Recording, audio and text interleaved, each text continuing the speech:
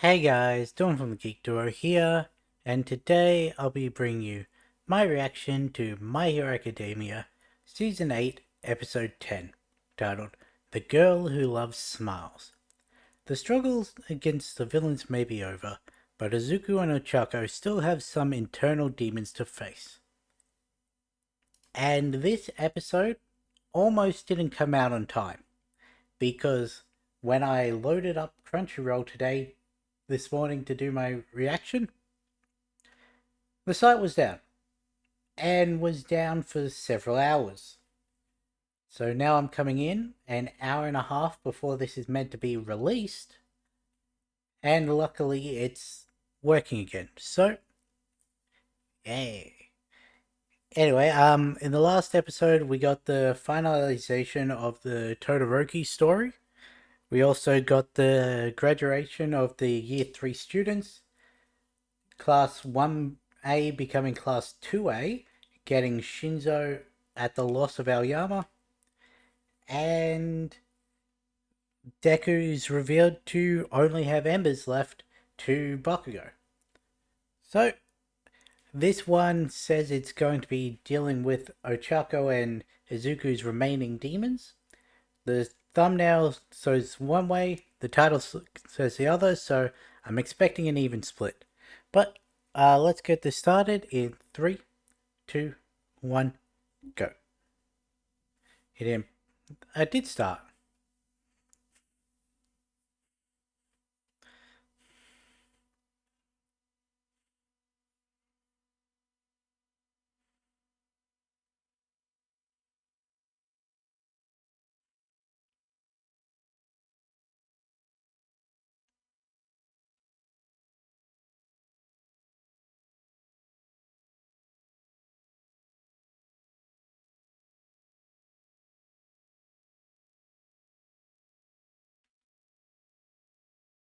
Hmm. Who else but a hero would choose to remain incarcerated because of the way they were used? Hmm.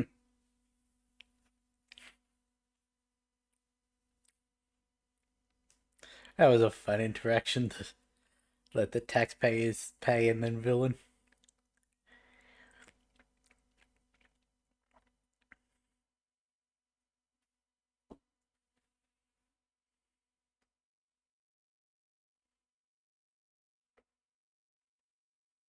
I really do need to go through this opening and look at what all those comic pages were. Because each episode I noticed different ones. Also, is it wrong to say I was expecting a different intro for the epilogue? I know it's only 3, potentially 4 episodes, because there was that thing about a 12th episode maybe coming out in March. But yeah, I feel like since the war's all over, this opening doesn't really make sense anymore. But also, why would they go through all the effort of making a new opening for 4 episodes?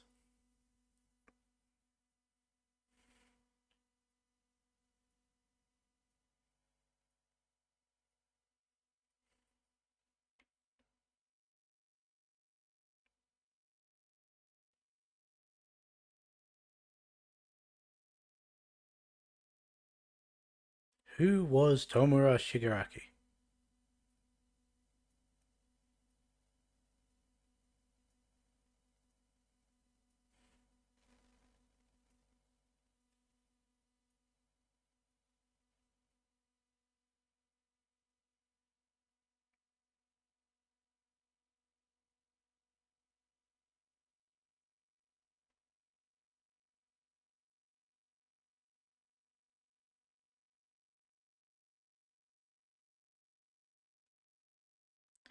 Also, apparently I missed a Vigilante's character in the last episode.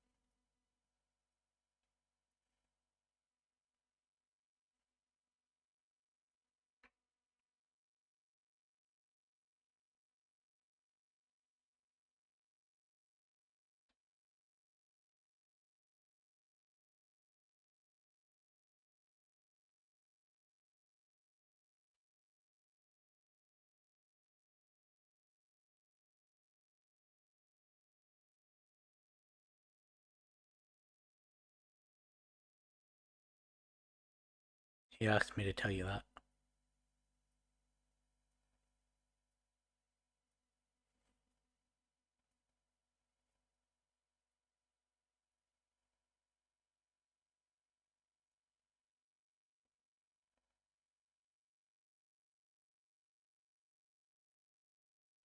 Hmm. He had to reassure his friend.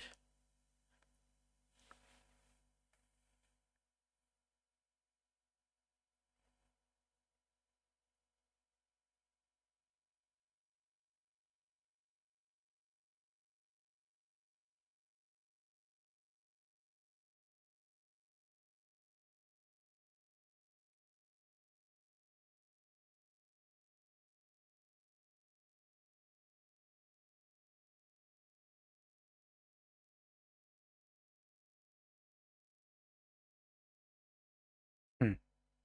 They managed to save his mind, but he still has the multiple quirks,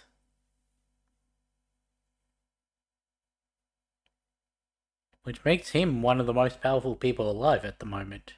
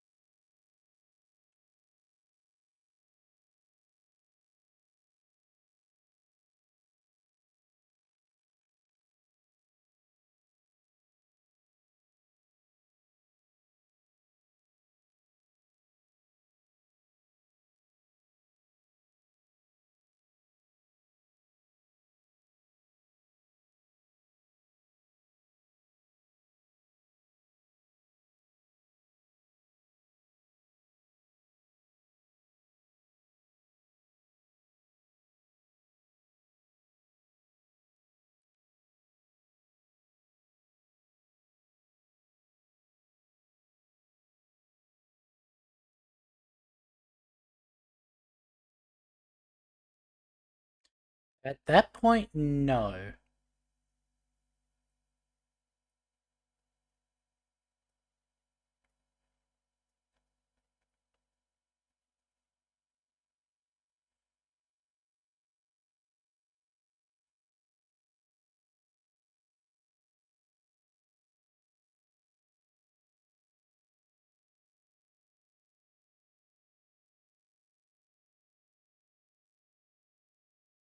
Hmm.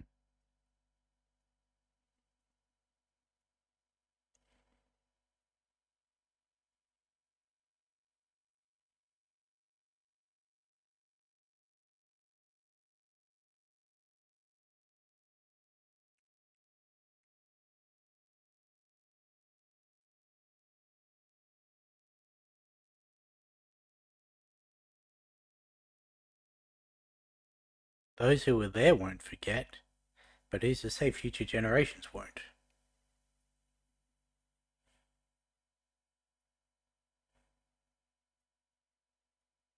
Hmm.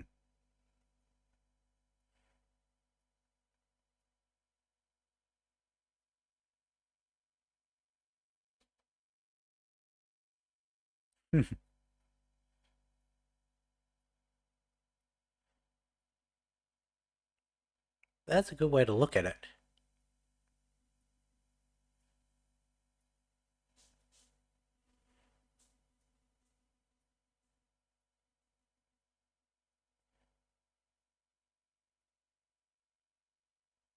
They managed to wake him up. I forgot about this.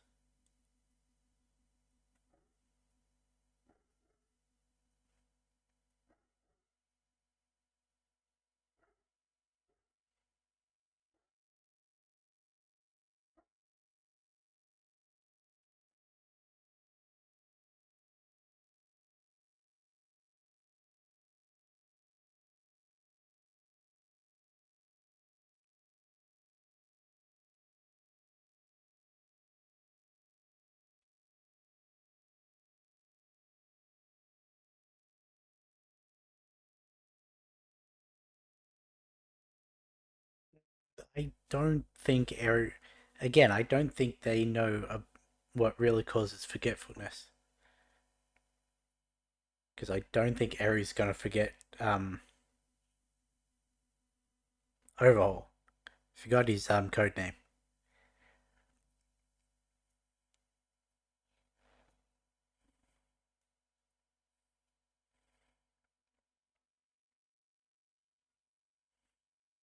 Hmm.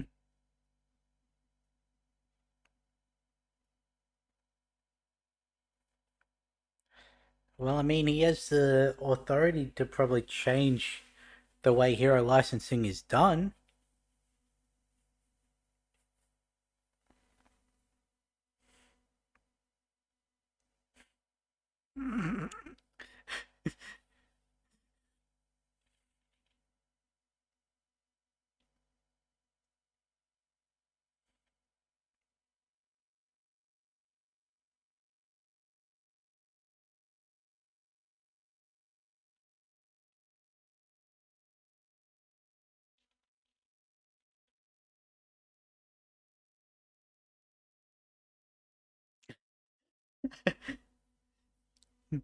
It's trying to get them in trouble by the rules, not exploding at them. He really has changed.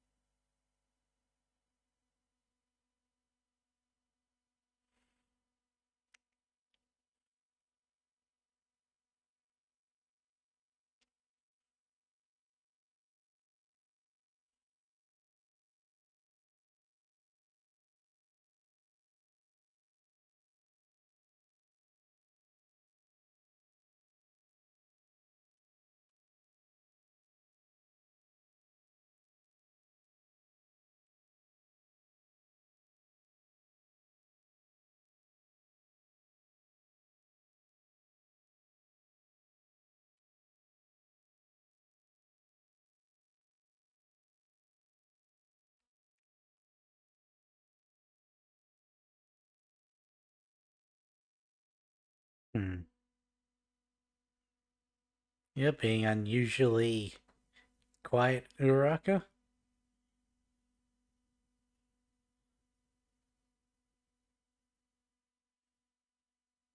Hmm. I mean, you could split it up.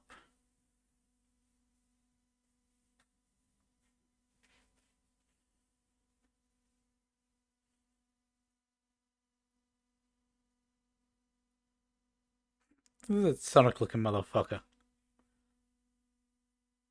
I think that's a reference to another work. Just like one of the people who was handing out resources at the civilians was a reference to one of Horikoshi's other works. Hmm. They look a lot better.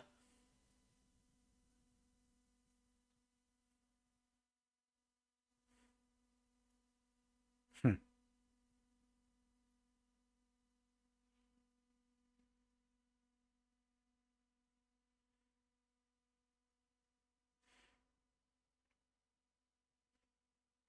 Oh, Zuraraka. I was like, who's got the claws?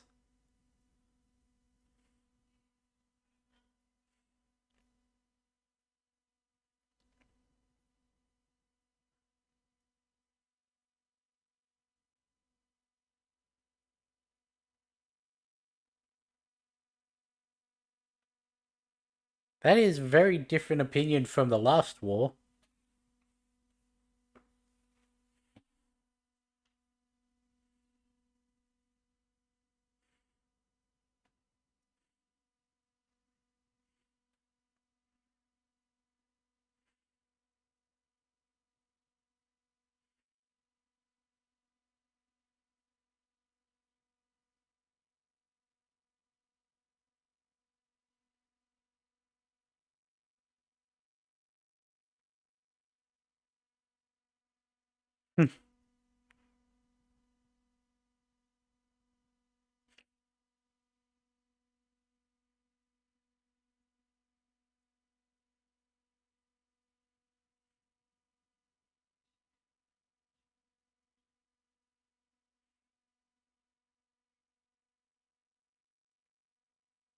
They can't use their quirks or anything, but they can handle the smaller materials.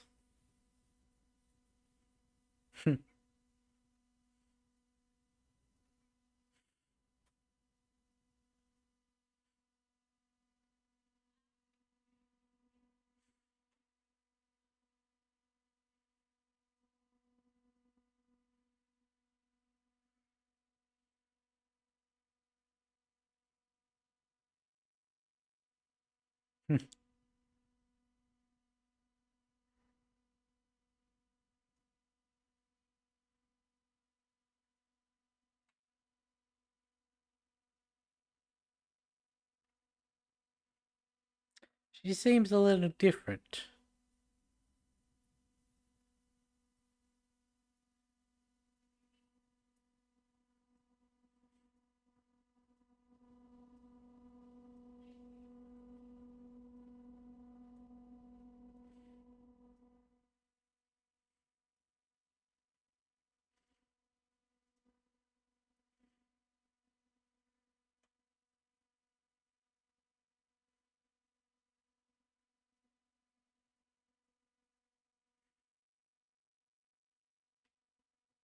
Hmm. No one knows what really happened at the end.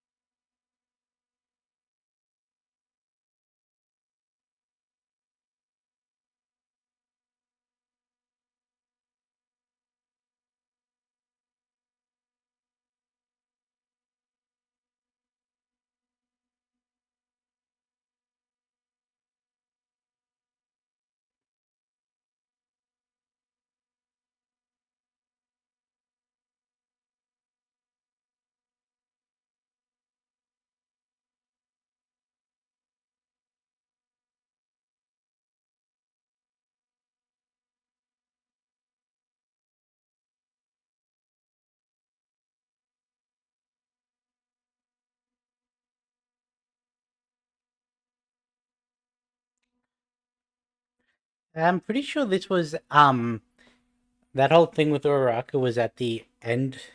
Hang on one sec. Pretty sure all that was at the end of an episode. And why did it go back so far? People thought that it was meaning that Toga had taken over as Uraraka.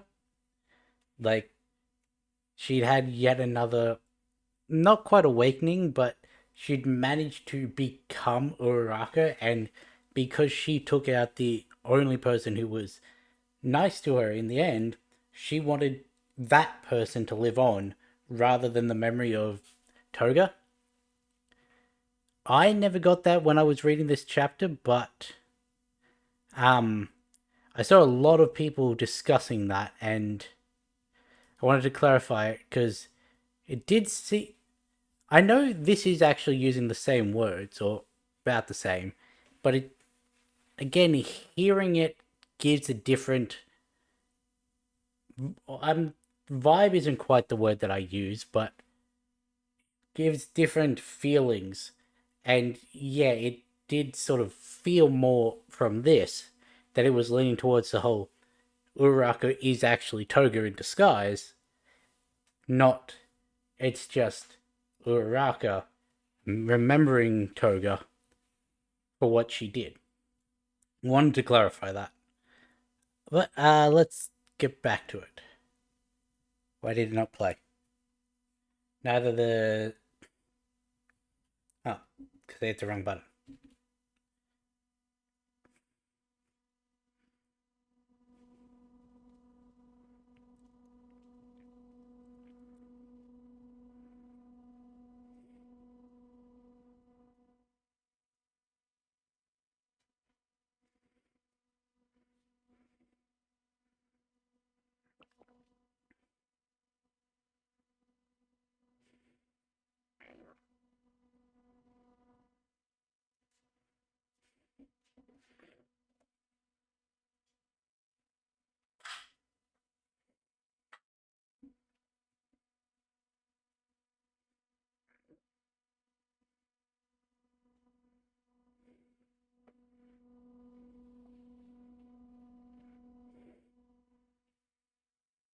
She's always been one to support others.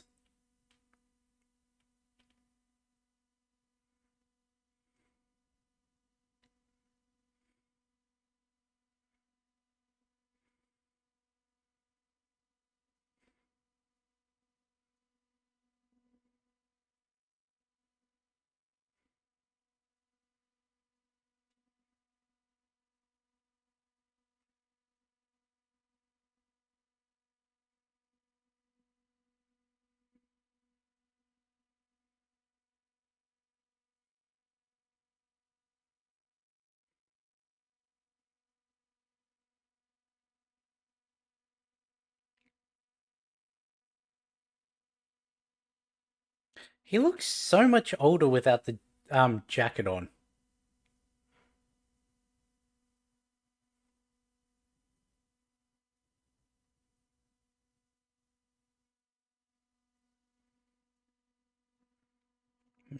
She really could have been a great healer if things had gone differently. That is the tragedy of Toga. She had a quirk that could have done so much good. And it was only when it was too late did that side come out.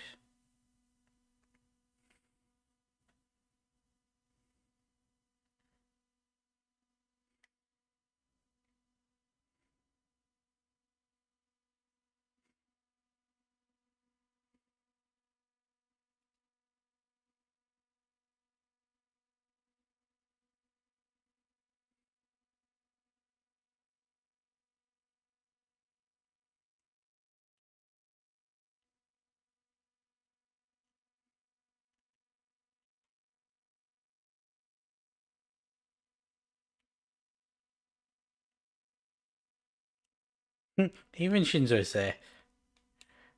Even though he doesn't have as much of an attachment with everyone.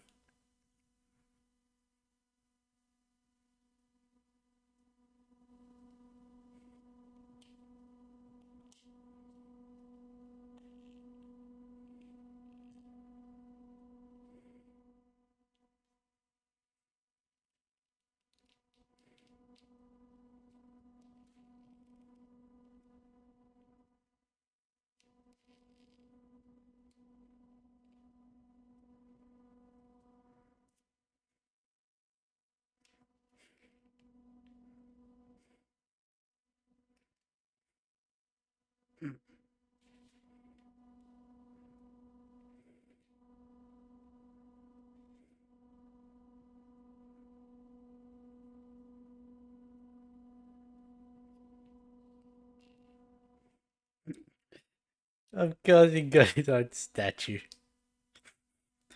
You don't even get to see any of the other statues. It's just Aoyama. Not Aoyama, Monoma. That's it.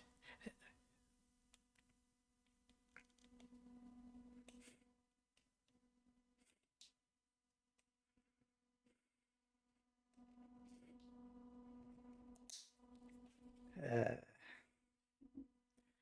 well, that was a nice episode. Very touching ending. Had to have something between Midoriya and Uraraka before everyone else got in there. And then showing that, like she's been a support to everyone else can be her support. It's not just Midoriya who's touched them in the way that's brought them all together. Each of them cares about each other the same. And yeah, but they needed to have someone who actually understood what she was going through. This having similar feelings of this is essentially just a kid who I wasn't able to save and had to take out in the end. And despite all my best efforts, and I feel like some sort of a failure because of it, they needed him there to show that those feelings can be shared. Yeah. I needed to come in and do that whole talk about the potential of Toga being Uraraka, because I'm pretty sure that was at the end of a chapter before she. It may have even had the Himiko Toga died because of me line, but um, yeah, that was at the end of a chapter, and for however long it was in between, because there were irregular breaks between these ending chapters, people were speculating, wait, did Toga give up being Toga to live on as Uraraka? So that she got to live, in a sense, as, like, penance for all she'd done. And it said, actually, hearing people voice things out gives a different interpretation from reading it, because tone when reading is transferred differently and interpreted differently versus how things are said. But yeah, I have a bit of time to talk about this, but most of what I wanted to say was already said during the reaction. The gentle Labrava thing was sweet at the start. The Hawks Nagant thing was funny. All the social commentary throughout this issue in response to Shigaraki, having that mirrored with someone who was his friend and viewed him completely differently and everything. Having those two things, like one sentence one way, one sentence the other, was a very I'm really not good at thinking of words today. A very telling way that of how the same things can be seen in the complete opposite way depending on your proximity to the situation and which side of the situation you viewed things from. Midoriya getting overhauled, his viewing with the boss, the one thing that he wanted most of all after. And I mean, he did promise during the Nagant, well, after the Nagant fight, or whatever, or around that he'd get that viewing. The reactions of the first years towards Class 1A was funny. And in turn, Class 2A's response is Bakugo and Todoroki running for their lives from these two people who have faced countless horrific villains, just running for their lives from first years. Yeah, everything else I touched upon already, so I think that's where I'm gonna end this. So with that being said, I'll catch you in the next one.